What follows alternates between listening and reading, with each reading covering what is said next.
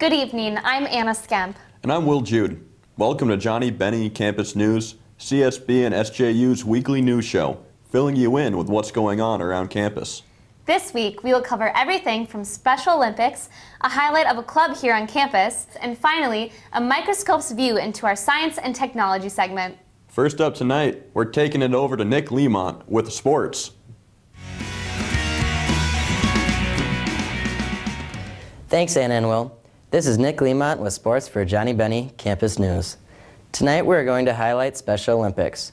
It's a sport that is just as much about the smiles and lessons as the competition. I spent the previous weekend at the State Special Olympics event where CSB SJU students played alongside athletes in unified basketball. Senior Adam Kunkel is here with us to talk about Special Olympics and the Differabilities Club. Thanks for joining us, Adam. You bet. So the Hungry Hippos took the silver medal, and the flame-throwing Wolverines took home the bronze. Correct. But it's not just about the medals. What is at the heart of Special Olympics? I would say the heart of Special Olympics is inclusion. The fact that you can bring so many people together, and it doesn't matter whether you have a disability or don't have a disability, everyone is welcome. Because what many people with disabilities have experienced throughout their life is some form of discrimination. And maybe it's not as extreme as someone coming up to you and making fun of you and bullying you. That happens. That definitely happens. But also, you know, there's little things. It's just, you know, friendships that aren't really, you know, real, or people being awkward, don't really know how to treat you. Mm-hmm. And so the beautiful thing about Special Olympics is that you get all these people with disabilities to come together, and it's okay. It doesn't matter what disability you have. It doesn't matter what you look like. Everyone feels welcome. And that's, it doesn't make as much sense for people without disabilities. For people with disabilities, it's a big deal. It's a wonderful environment. I noticed that we never really highlighted what disability they had. Right. They were just a team, and right. I like that. Yeah. So we played unified basketball. Can you explain what that is? Yeah, unified basketball is just a basketball team with people with disabilities and people without disabilities on the same team. So unified sports, there are several different sports within unified sports, and that just means people with and without disabilities playing together, as opposed to regular Special Olympics is strictly people with disabilities playing on teams by themselves. And they had both at the tournament this weekend. Correct, yeah. And what do the athletes gain from playing alongside an athlete? The athletes gain real friendships, I think, is the biggest thing. That, as I said, many people with disabilities growing up don't have those real friendships with people without disabilities because there's a barrier, there's a disconnect that you don't know how to treat someone with a disability, and so you might be completely socialized in school but never really have that feel that true acceptance. Mm. And so in unified sports, when we can all come together and, you know, in this inclusive environment, you create real friendships, and that's something that is really, really valuable to the people with disabilities there. And I know from our time together that you put a lot of time into Special Olympics, mm-hmm. and that you really enjoy it. Mm-hmm. Why is Special Olympics so special and important to you? Well, you know, for me, it goes right down to my heart, because I have a brother with Down syndrome. Mm-hmm. You know, so I grew up, you know, with the disability issue very close to me, and Special Olympics, it started that way, that I wanted to make friends with more people with disabilities, because when you can see a person with a disability as a person and get past that barrier, then not only do you open up the door for many, you know, real friendships, but you start to realize that a lot of people with disabilities have amazing personalities and just an amazing strength and courage that you never really noticed. And so those friendships can be really rewarding, and that's what I get out of it, you know, each and every day that I go. It started with my connection, but I mean, those friendships that I have with those guys and girls are what keep me going today. And so here at CSB, SJU, you started the Differabilities Club to raise awareness and provide opportunities for students to build relationships with people with both physical and cognitive disabilities. What are opportunities for students to get involved with the program? Yeah. I mean, first of all, you nailed it. That's exactly that's exactly what we're doing. That's the whole goal, is to let students here on campus have that experience. Because a lot of people who don't have exposure to people with disabilities, they still feel uncomfortable. There's still that barrier, and the reality is that you're going to be living and working and just being around people with disabilities for the rest of your life. And so the sooner you can knock down that barrier, the sooner you open yourself up to a world of relationships. I would say anyone on campus who is interested, just, you know, you can email the Differabilities account if you want. I can't promise we'll have anything at that moment. Your best guess is to look for your email. So, well, thank you very much, Adam, for the great season and for joining me today. Yeah. And I encourage all of you to reach out and join the Differabilities Club. It's an opportunity that really made a difference for me this year and was a highlight of definitely my winter, and I look forward to it every week. So that's it for sports. I'm Nick Lemont, JBCN. Back to you, Anna and Will.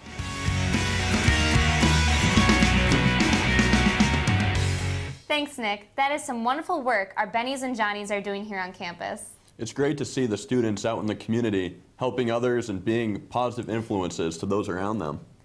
I think we can all relate to the multiple emails we receive here at CSBSJU about the various clubs and organizations here on campus. But what do we really know about them?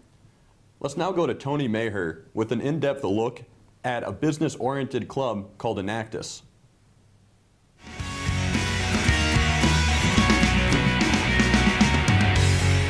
Hello everyone, this is Tony Maher reporting for JBCN about this week's featured club on campus. Last week, I got to meet up with the business club, Enactus, and find out about their coming trip to Nationals. Let's take a look. To start off, what can you tell me about what Enactus is, maybe to those who have never heard about it, and what can you tell me about what exactly it is that you guys do? Alright, Enactus is a club on campus. It's part of a national or international actually organization. There's many different branches all over in different universities across the U.S. and throughout the globe. When I was actually studying abroad in China this past fall, we joined an Enactus team on our campus in China. So that just gives you an idea of how worldwide it is. Enactus actually stands for Entrepreneurial Action Us. Kind of a little silly name, and we really focus on fostering students' entrepreneurship, their action, and helping out the planet. So sustainability, kind of like the 3 Ps, planet, price, and people. And so we just do different projects around the campus in our different communities, trying to help people out and learn. So what can you tell me about how Enactus got into the position of being able to go to Nationals? Well, we work very hard. We've always had a very driven, we've been around this campus for about 15 years, and we've had a very driven team every year. We have 80 members this year, which is a large amount, so everyone's very driven, works very hard, and we try and bring our projects to the next level to get recognized and be able to compete against the best teams in the nation. Did you have to go through any other competitions beforehand to get to the Nationals? In years past, last year we had to go to regionals and then nationals. We won a regional competition. This year they decided to combine regionals and nationals into one competition. So we don't have to travel twice, which is good and bad. But we're super excited to see how we match up against the teams this year, and we really think our products are great. Okay, and how excited would you say the team is to go to the Nationals? We're very, very excited. We think we match up really well, and we have a very strong presentation, and Tyler Perry's put together a video, so we're super excited about that. And then can you tell me a little bit about what happens at Nationals?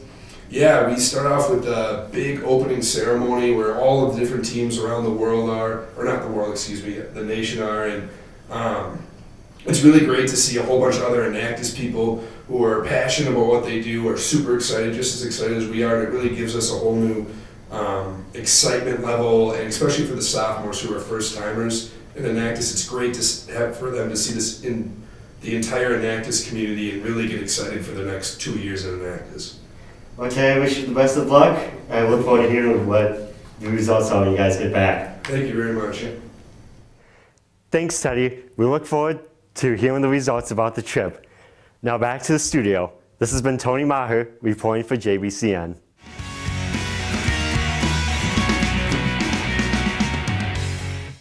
There are so many clubs here at St. Ben's and St. John's, and it is great to learn more about what they stand for. I agree, Anna. If you or someone you know wants their club featured on our next episode, be sure to email us at news.project8@csbsju.edu. Now let's go to James Pethulis with JBCN Science and Technology segment.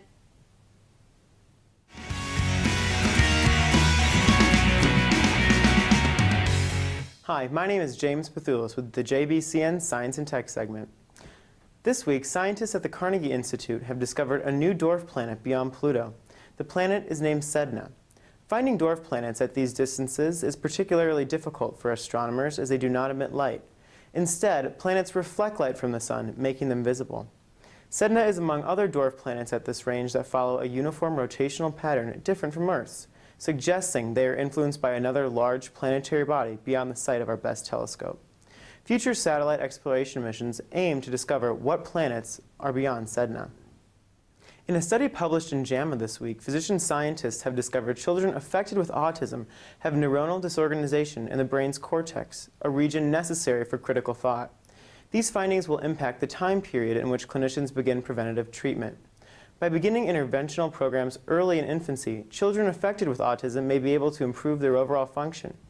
Parents hope that by engaging children early in life, the brain will try to adjust, creating new neuronal connections.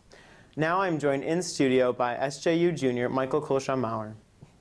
Thanks, Michael, for coming in today. Now, Michael, this week you're going to Kentucky, is that right? Yep. And what are you going to be doing in Kentucky? Heading to Kentucky to present my research from this summer. I did research for the biology department, presenting my poster at a poster session at the National Council on Undergraduate Research. Wow, what was your research on? That's really exciting. Congratulations, by the way. Not Thank you very everyone gets to much. go to NCUR, so that's definitely a very big honor to our viewers who don't know.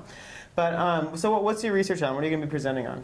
My research this summer was on shallow lakes and wetlands on the SJU campus. So we looked into things like limnology, aquatic vegetation, water quality throughout the water systems on campus, specifically looking at shallow lakes and the wetlands. So what's a shallow lake? I mean, obviously it's a shallower lake, but what's the impact of a shallow lake on the ecology? So shallow lakes are defined as lakes that are shallow enough that aquatic vegetation, macrophytes, can grow throughout the entire thing. So they have to be shallow enough that light can reach So the like those bottom. really green lakes that you see when you're driving by, like Stumpf Lake.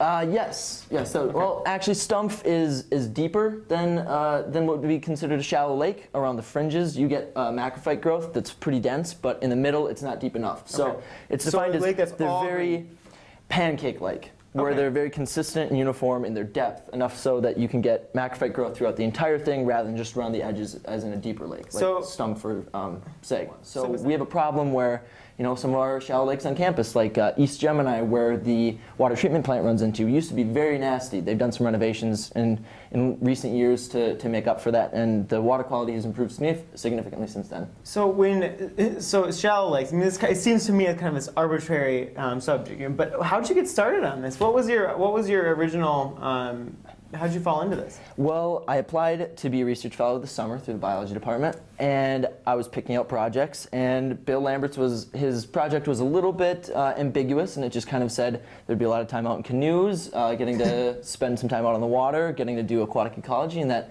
sounded right up my alley. And outdoors. Yeah, exactly. And so once we started, he came up with some topics, and that included shallow lakes, and we dove in from there.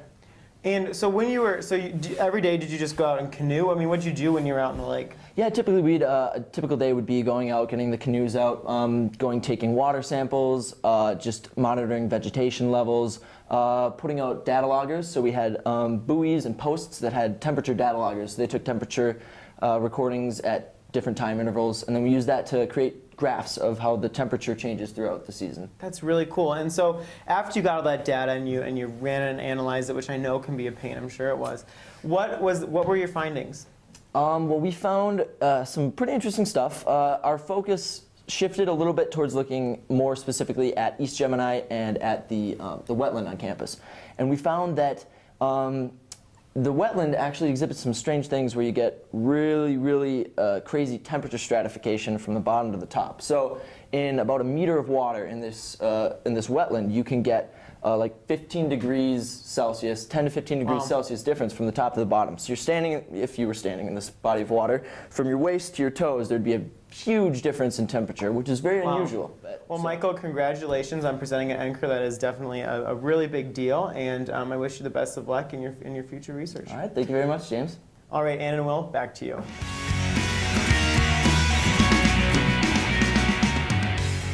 Great work, James. Wonderful information about some very important issues. Now let's take a look at some upcoming events here on campus.